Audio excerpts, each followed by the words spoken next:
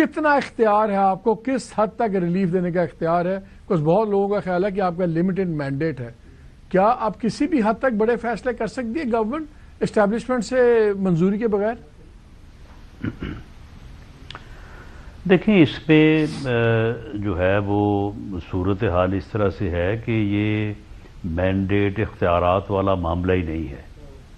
معاملہ یہ ہے کہ جب charter of demand next meeting میں وہ ہمیں پیش کریں گے, دیں گے ہمیں, ہم اس کے اوپر واپس آئیں گے. کمیٹی کے جو ممبران ہیں آ کے پرائم منسٹر سے بیٹھ کے میٹنگ کریں گے. پرائم منسٹر کی اس کے اوپر گائیڈنس, اس کے اوپر ان کی رائے لیں گے, اور پرائم منسٹر جو ہے وہ اپنی الائی پارٹی سے, اپنی جماعت سے, ہمارے لیڈر میاں نواز شریف صاحب سے باقاعدہ طور پہ وہ کنسلٹیشن کا ایک پروسیس ہوگا. اس کنسلٹیشن میں سبھی لوگ شامل ہوں گے, کمیٹی کے ممبر بھی شامل ہوں گے, پارٹی کے سینئر لوگ بھی شامل ہوں گے, پارٹی لیڈر بھی ہوگا, باقی اسٹیبلشمنٹ کو بھی آن بورڈ لیا جائے گا. اسٹیبلشمنٹ گورنمنٹ کا حصہ ہے. تو اس کے بعد اس بحث کے نتیجے میں اس کے اوپر جو رسپانس, جو فیصلہ ہوگا, وہ فیصلہ جو ہے وہ باقاعدہ ہم بھی ان بلیک اینڈ وائٹ ان کے سامنے رکھیں گے جی کہ یہ آپ نے ڈیمانڈز کی ہیں, ہم یہ کر سکتے ہیں, یہ نہیں کر سکتے, یہ ہو سکتا ہے, یہ نہیں ہو سکتا.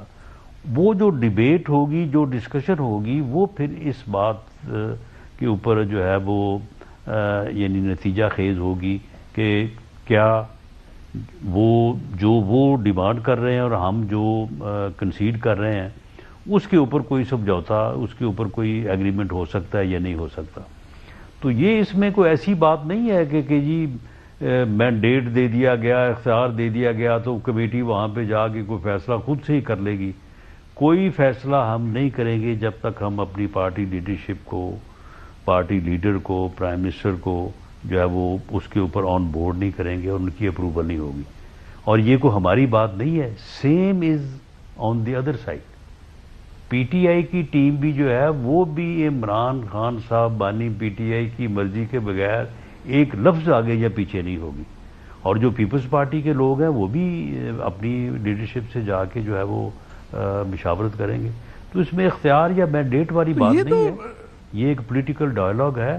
اس ڈائلاگ کے نتیجے میں دیکھیں ہماری کوشش تو ہے کہ کوئی اس کا حل جو ہے وہ نکلے اور بات آگے بڑھے. تو اب کس حد تک یہ بات آگے چلتی ہے یہ تو چارٹر آف ڈیمانڈ کے آنے اور اس کے بعد ہمارے جواب کے بعد ہی جو ہے وہ. تو رانا صاحب مجھے ایک بات بتائیں, پھر آپ نے آج ایک بڑا مزدار جملہ بولا. آپ نے کہا یار ڈائلاگ سے مذاکرات مسئلے حل ہوتے ہیں, ڈیڈ لائن سے نہیں. لیکن انہوں نے تو 31 جنوری کی ڈیڈ لائن آپ کو دی ہوئی ہے. اب آپ جو بتا رہے ہیں, پہلے آپ کمیٹی خود بیٹھے گی, پھر پرائم منسٹر سے بیٹھے گی, پھر نواز شریف صاحب سے ملے گی, پھر وہ اسٹیبلشمنٹ سے بھی ڈسکس کرے گی, پھر اس کا انپٹ آئے گا, اس انپٹ کو پھر دوبارہ باتیں ہوں گی. یہ تو مجھے کسی ہر طریقے پہ بھی 31 جنوری تک تو معاملات ختم ہوتے نظر نہیں آتے. بیکاز یہ تو وہ بھی جائیں گے, خان صاحب کو ملیں گے, واپس آئیں گے. پریکٹیکلی اسپیکنگ کیا آپ کو لگتا ہے کہ یہ 31 میں, یہ روزانہ کی بیسس پر کمیٹی نے نہیں بیٹھنا آپس میں دونوں نے, تو کیا 2 ہفتوں کے اندر, 2-2.5 ہفتوں میں یہ مذاکرات ہو سکتے بھی ہیں ختم؟ برحال ویسے مالک صاحب مذاکرات میں اس قسم کی ڈیڈ لائنز نہیں ہوتی. ان کو یہ بات نہیں کرنی چاہیے, یہ ڈیڈ لائن نہیں دی جانی چاہیے تھی.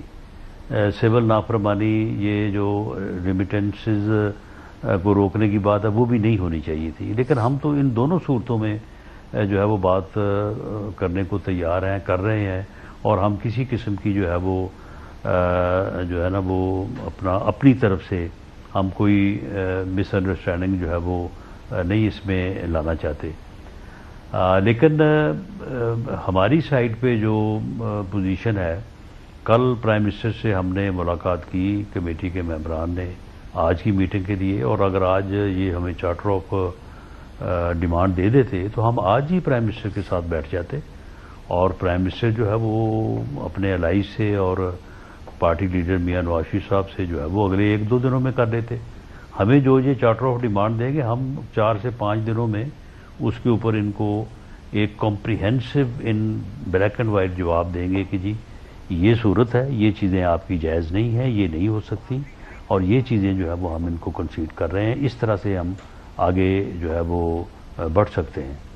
باقی آگے پھر آپ دیکھیں اچھا، باتوں سے یاد آیا، ویک جو ہے انہوں نے یعنی 2 ہفتے انہوں نے صرف ڈیمانڈ دینے میں لگا دی ہے، تو اس کے بعد تو پھر یہ بات نہیں بنتی کہ وہ کہیں کہ جی اب 31 جنوری سے آگے جو ہے وہ اس کے اوپر ہم بات نہیں کریں گے۔ لیکن بہرحال اگر وہ یہ ایسا ارادہ رکھتے ہیں تو وہ ٹھیک ہے، ہمیں اس کے اوپر کوئی ہماری کنڈیشن نہیں ہے، لیکن یہ مناسب نہیں ہے۔